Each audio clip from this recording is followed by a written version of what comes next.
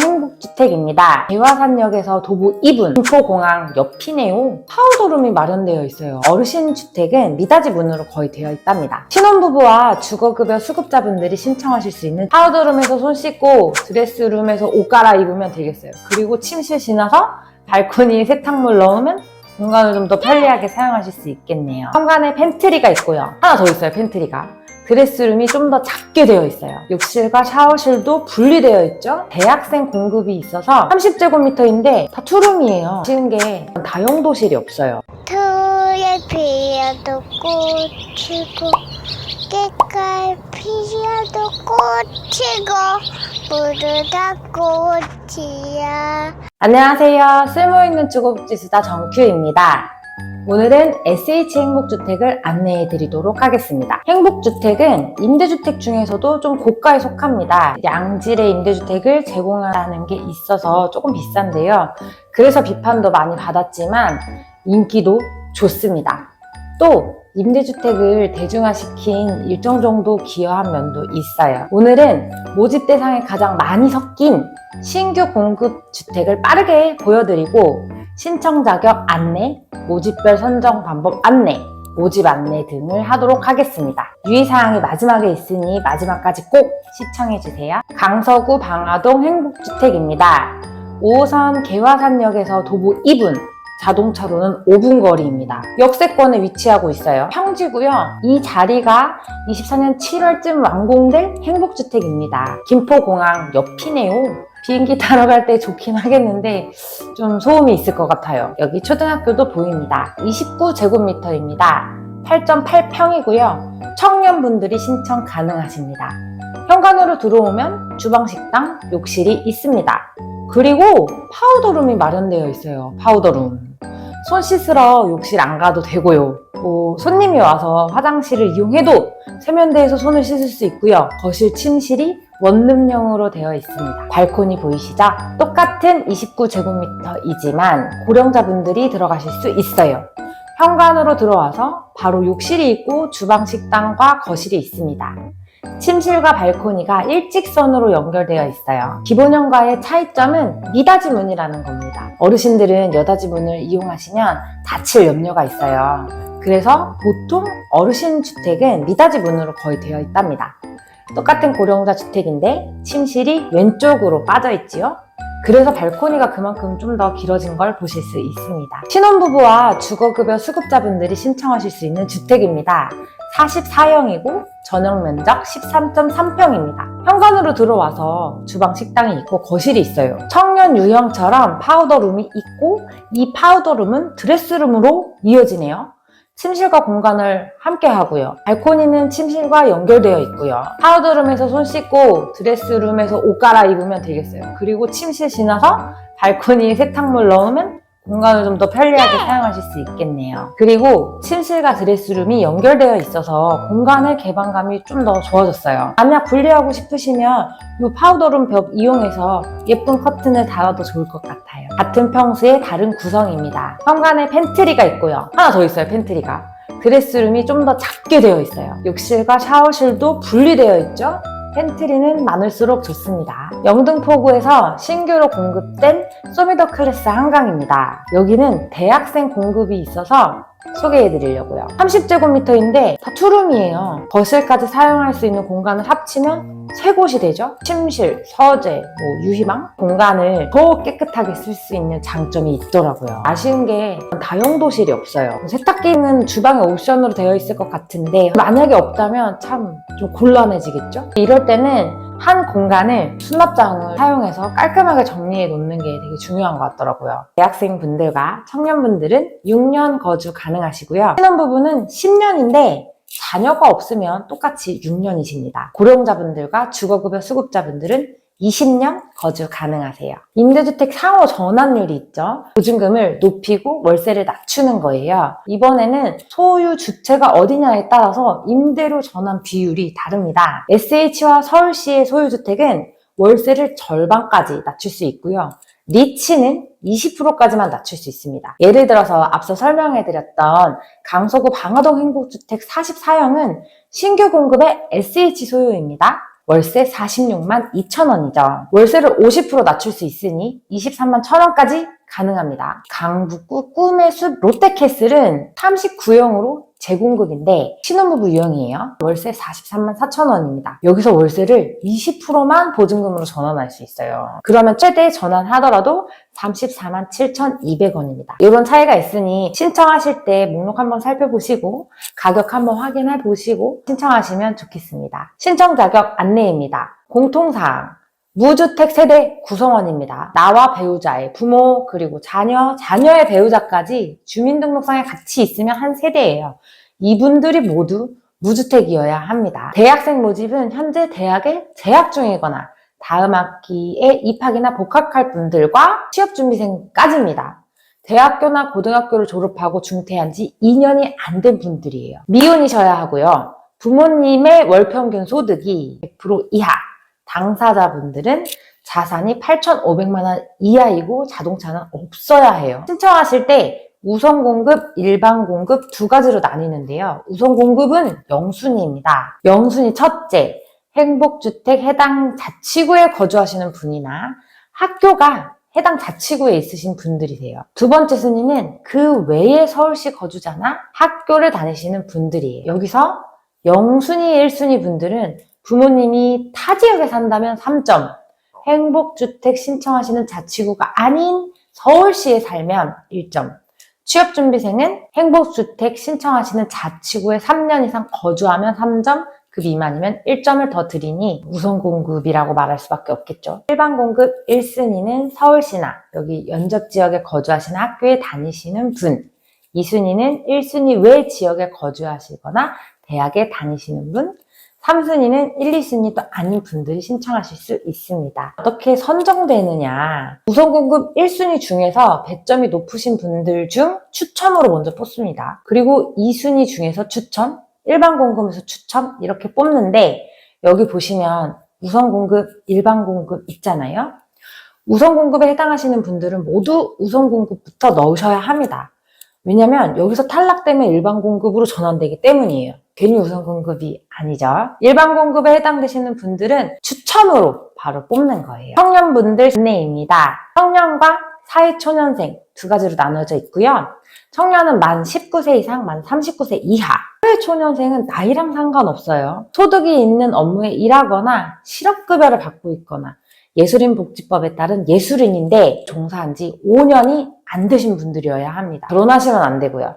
소득은 월평균 소득의 100% 미만이십니다. 자산은 2억 9,900만 원 이하, 자동차가액 3,683만 원 이하, 청약저축 가입은 꼭 하셔야 해요. 영순위 우선 공급 첫 번째, 해당 자치구에 거주하시거나 업무에 종사 중인 분들, 회사가 거기 있으면 돼요. 두 번째, 해당 자치구를 제외한 서울시에 거주하거나 회사가 그쪽에 있으신 분들이에요. 배점은 서울시에 3년 이상 거주하시면 3점, 3년이 안 됐으면 1점입니다.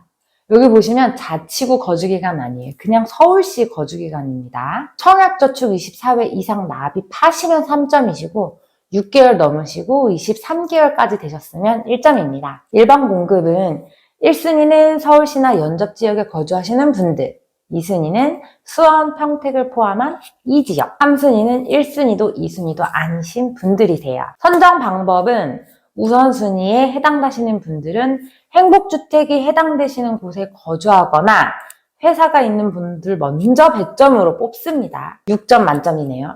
여기에서 추첨합니다. 그리고 우선순위에서 탈락하신 분들은 일반 공급으로 전환되어 추첨합니다. 예비 신혼부부, 한부모 가족 안내입니다. 신혼부부는 혼인신고를 한 지 7년 이내이거나 자녀가 만 6세 이하이시면 됩니다. 혼인신고한 지 7년이 넘었어도 임신 중이거나 자녀가 만 6세 이하이시면 이 유형으로 신청이 가능하신 거예요. 예비신혼부부는 입주까지 혼인신고를 하실 수 있어야 하고 한부모 가족분들이 신청하실 수 있습니다. 월평균 소득의 100% 이하이신데 맞벌이시라면 120%까지 가능하십니다. 자산은 3억 6,100만 원, 자동차가액 3,683만 원 이하이십니다. 청약통장은 우선 가입하시면 신청 자격 요건이 주어지는 겁니다. 그럼 선정은 어떻게 하느냐? 우선 공급은 영순위죠. 신청하실 때 행복주택에 위치하는 자치구에 거주하시는 분들이 1순위고요. 그 외에 서울시에 거주하시는 분들이 2순위입니다. 배점을 보시면 서울시, 자치구 아니에요. 서울시에서 3년 이상 거주하시면 3점, 그 미만이면 1점이십니다. 자치구 아니죠. 다시 한번 말씀드릴게요. 청약저축 24회 이상 납입하시면 3점, 6개월 이상, 23개월 미만이시면 1점이세요. 일반 공급 1순위는 서울시와 그 연접 지역에 거주하시는 분들, 2순위는 수원, 평택 등 거주하시는 분들, 3순위는 1, 2순위가 아닌 지역에 거주하시는 분들입니다. 선정 기준이 좀 다릅니다. 우선 공급에서 1순위 먼저 뽑고요. 배점이 높으시면 선정되십니다. 여기서 동점이 나오면 거주기간이 오래되신 순으로 먼저 뽑습니다. 그래도 동점이면 추첨입니다. 여기서 탈락하시면 일반 공급으로 넘어가서 순위별로 먼저 뽑고 추첨합니다. 고령자분들 안내입니다. 만 65세 이상이셔야 하고요. 월평균 소득 100% 이하, 자산은 3억 6,100만 원 이하, 자동차가액 3,683만 원 이하십니다. 0순위 우선 공급은 첫 번째 1순위 해당 자치구에 거주하시는 분들, 두 번째 2순위는 그 외 서울시에 거주하시는 분들이세요. 여기 배점표를 보시면 연세가 75세 이상이시면 3점, 행복주택이 있는 해당 자치구에 5년 이상 거주하면 3점입니다. 그 외 자치구에 거주하셔도 우선 1점은 드립니다. 장애인 유공자, 보훈보상 대상자, 5.18 민주화운동 부상자 중 신체장애 등급 1에서 15 등급자, 고엽제 후유증 환자 등은 3점을 드립니다. 선정은 우선 공급 먼저 선정하는데 1순위를 뽑고 점수가 높은 순으로 뽑아요. 9점 만점이죠. 그리고 동점이면 거주기간이 오래되신 분들을 먼저 뽑는데 여기에서도 동순이면 추첨으로 뽑습니다. 그리고 일반 공급은 바로 추첨입니다. 마지막입니다. 주거급여 수급자분들이세요. 우선순위 0순위 신청하실 행복주택의 자치구에 거주하시는 분들, 2순위는 그 외에 서울시에 거주하시는 분들이세요. 배점은 그 자치구에 5년 이상 거주했으면 3점이고 5년이 안 됐으면 2점. 자치구 외 서울시에 거주하시면 1점이세요. 국가유공자, 보훈대상자, 5.18 민주유공자, 특수임무 유공자 또는 그 유족, 참전유공자, 장애인, 지원대상 한부모 가족은 3점을 더 드립니다. 선정은 우선 공급일 때 1순위를 먼저 뽑고요. 배점을 매깁니다. 6점 만점이에요. 그리고 거주기간이 오래된 분들을 뽑고도 동순이면 추첨을 합니다. 일반 공급은 무조건 추첨입니다. 모집 일정 안내입니다. 12월 28일 공고가 났죠. 서울시 전입일 기준, 서류 발급일 기준입니다. 이 날짜 꼭 기억해 주시고요. 1월 9일 화요일 오전 10시부터 1월 11일 목요일 오후 5시까지 인터넷으로 접수하시는 게 기본입니다. 방문 신청도 받습니다. 65세 이상 어르신 그리고 장애인 분들이신데요. 10일 수요일에는 방화동 행복주택을 신청하실 분들만 가셔서 신청하시는 거예요. 11일 목요일에는 재공급 단지를 신청받습니다. 신청할 주택 확인하셔서 방문하셔야 하고요. 가실 때 주민등록 초본 꼭 챙겨가시고요. 청약저축 납입 횟수랑 도로명 주소 등 숙지하고 가셔야만 빠르게 일이 진행될 수 있습니다. 방문 접수는 서류를 가져가서 제출하는 형태가 아닙니다. 공인인증서나 금융인증서 가져가셔서요. 인터넷 신청을 대행해 주시는 거거든요. 그래서 공인인증서도 꼭 챙겨가는 거 잊지 마세요. 서류심사 발표는 1월 26일 금요일입니다. 오후 2시 이후에 발표될 예정이고요.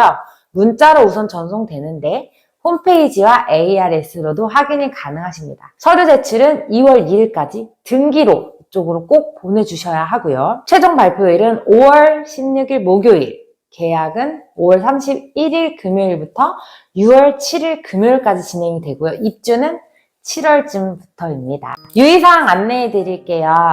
재공급 주택의 경우 예비 입주자를 뽑습니다. 총 900호 중에 공가가 456호 그리고 예비 입주자를 444호 선정하는 것인데요. 이 예비 입주자는 상당 기간 기다리실 수 있습니다. 하지만 유효기간이 있지는 않아요.